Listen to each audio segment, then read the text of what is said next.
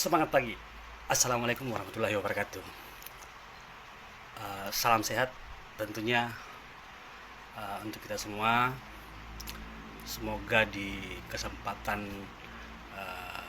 pagi hari ini kita semua masih dalam lindungannya. Amin ya rabbal alamin. Jadi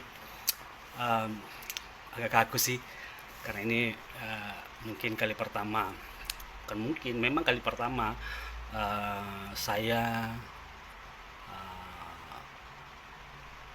membuat sebuah konten kritik sekaligus dukungan terhadap pemerintah. Nah, kali ini saya bicara tentang bagaimana Bontang menghadapi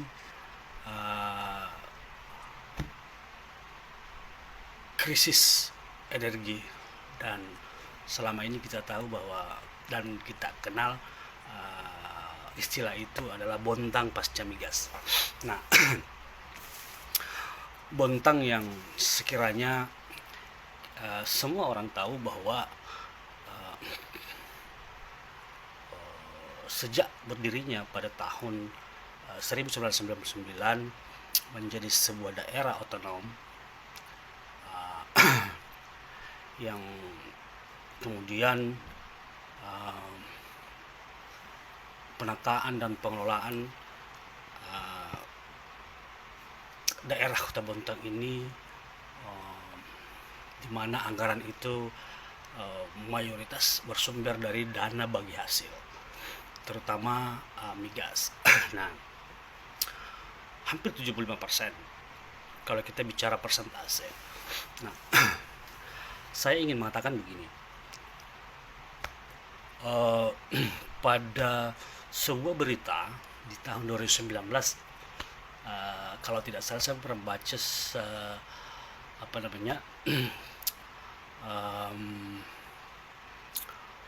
salah satu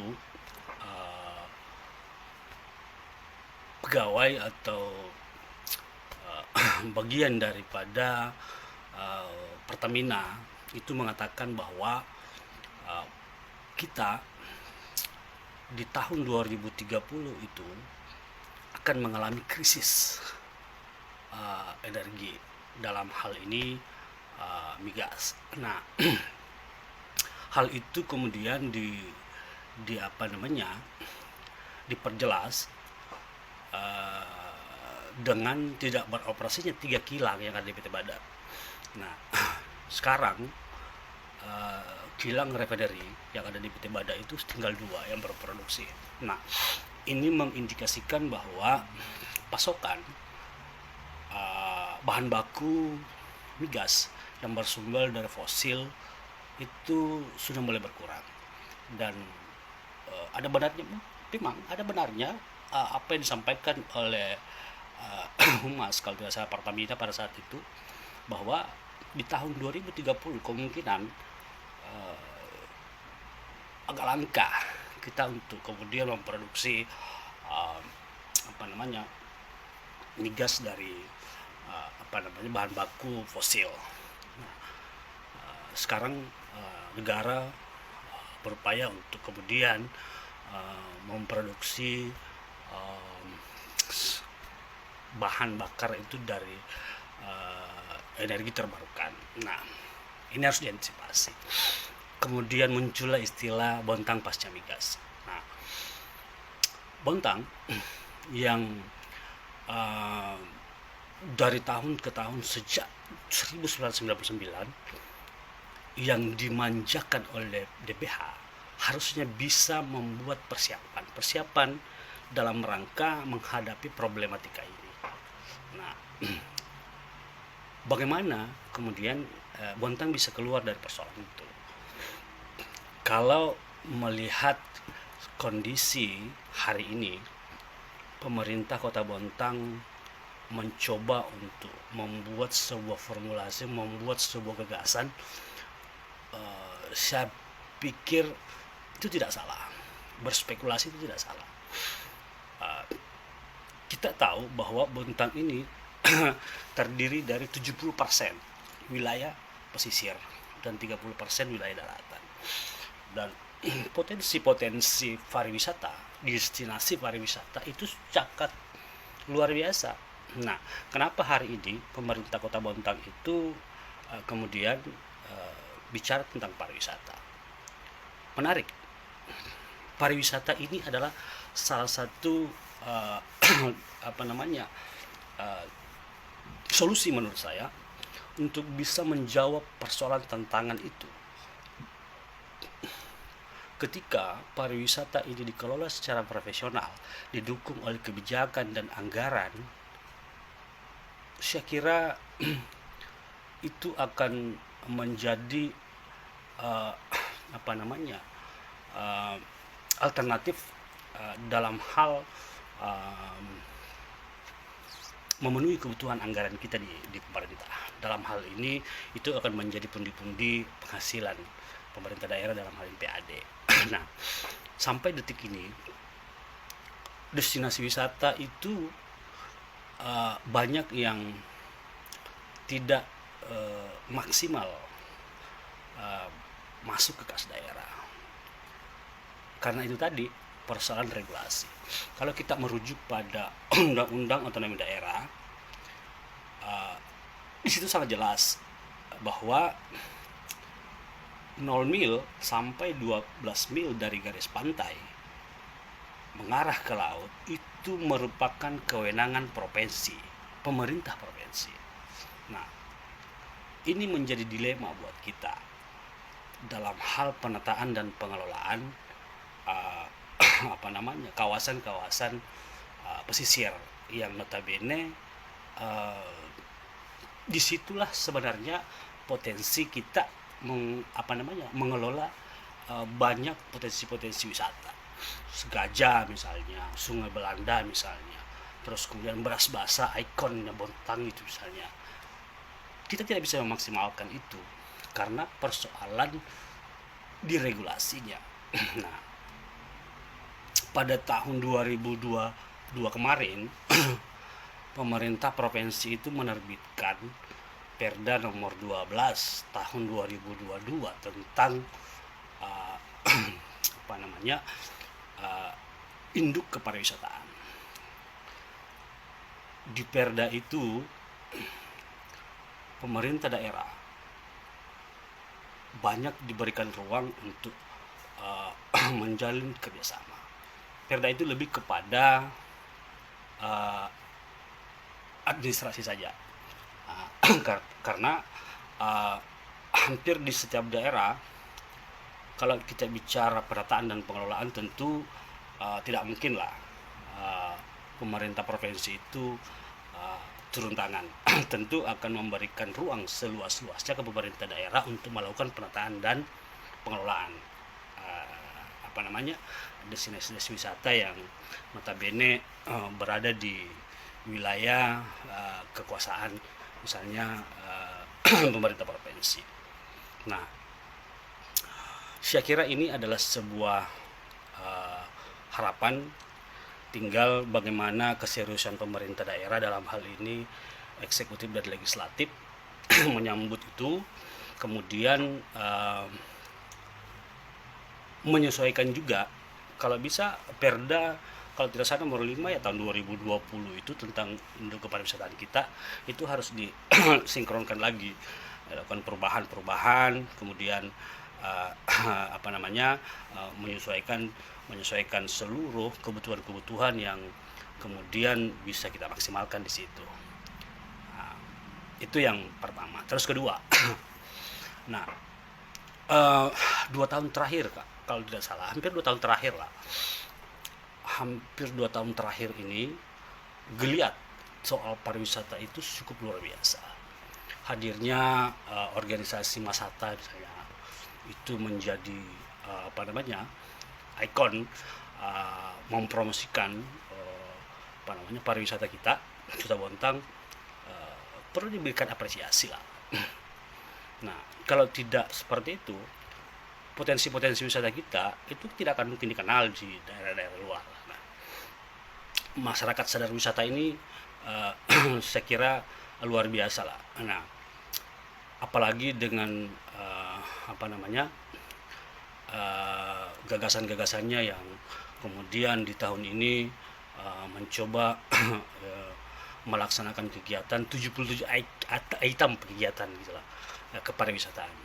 Nah, ini kesempatan emas bagi pemerintah daerah untuk kemudian mempromosikan sektor kepariwisataan, sektor pariwisata yang kita punya dalam rangka menarik wisatawan datang ke Kota Bontang. Nah, ini akan menjadi langkah awal, saya kira langkah awal lah. Saya bilang langkah awal dalam rangka mempersiapkan diri menghadapi tantangan pasca migas. Nah, hari ini ketika bicara tentang PAD dari tahun ke tahun hanya bertengger di angka 200 miliar. Nah, ketika di kemudian hari PT Bada tidak berproduksi lagi, maka tentu porsi anggaran itu akan tentunya berkurang. 200 miliar itu tidak akan cukup untuk kemudian mengelola sebuah daerah. Nah, ini akan menjadi ancaman juga. Nah, makanya perlu sebuah konsep yang matang, formulasi yang luar biasa untuk kemudian keluar dari persoalan itu, menghadapi persoalan itu. Nah, pariwisata ini adalah satu-satunya solusi yang hari ini sangat memungkinkan untuk kemudian kita mulai. Tentu dalam rangka mensukseskan itu, merealisasikan itu semua, sinergi pemerintah itu penting, baik itu legislatif dan eksekutifnya, karena di situ yang menentukan. Yang pertama kemudian legislatif selaku pembuat kebijakan dan eksekutif selaku pelaksana atau pengguna anggaran, ini sangat berpengaruh. Nah, dukungan finansial, dukungan anggaran dan kebijakan-kebijakan itu penting, karena itu adalah dasar untuk kemudian pemerintah daerah melakukan sebuah aktivitas kegiatan, misalnya dalam rangka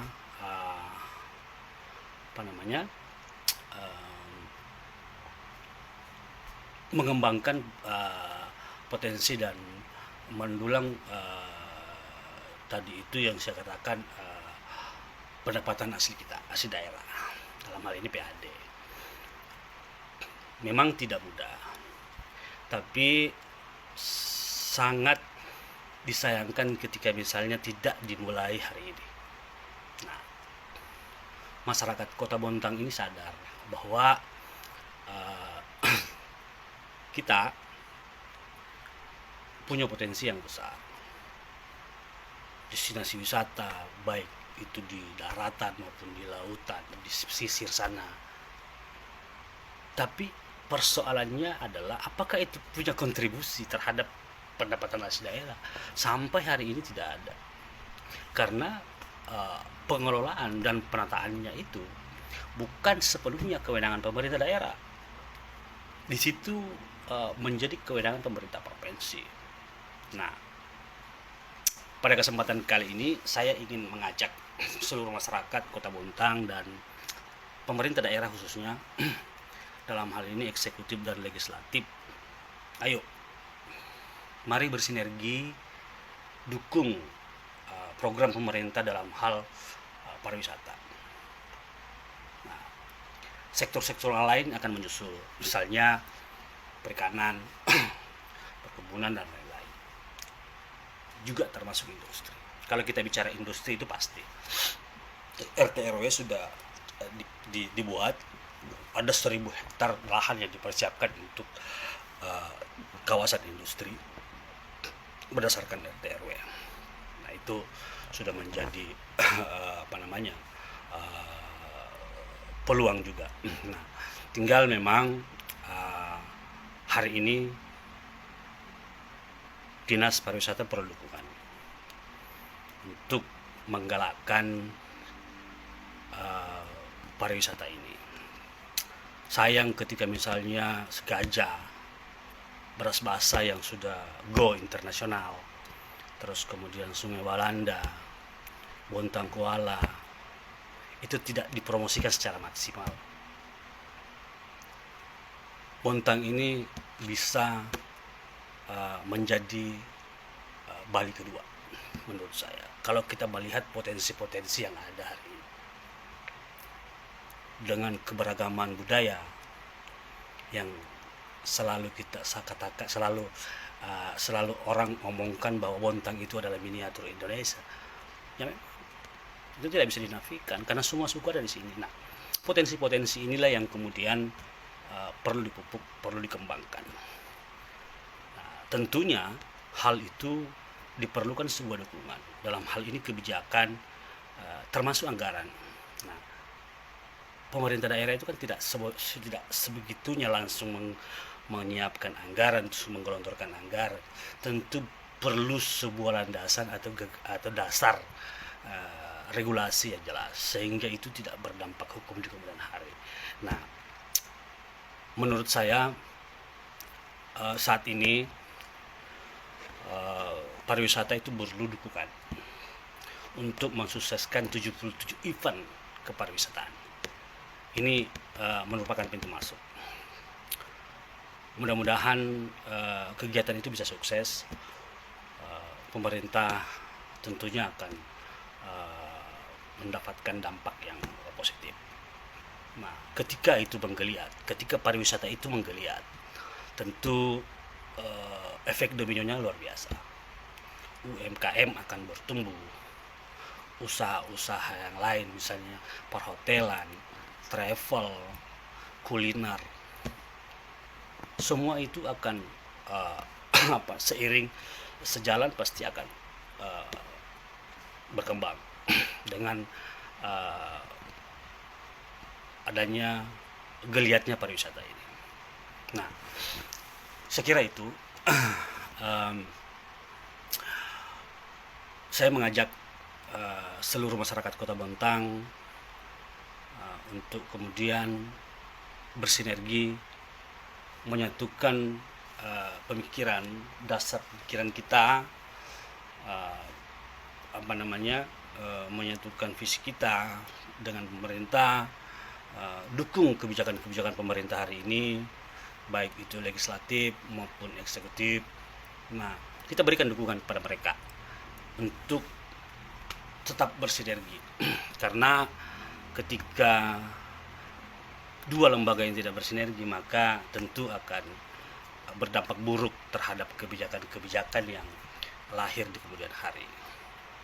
Saya kira itu ini agak kaku karena perdana. Nah, mungkin di berikutnya kan ada video-video lain yang menyangkut tentang kebijakan-kebijakan pemerintah. Saya kira itu, semoga video ini bermanfaat untuk kita semua dan bisa menjadi edukasi juga termasuk kepada seluruh masyarakat Kota Bontang bagaimana mengawal kebijakan pemerintah hari ini. Salam sehat. Assalamualaikum warahmatullahi wabarakatuh.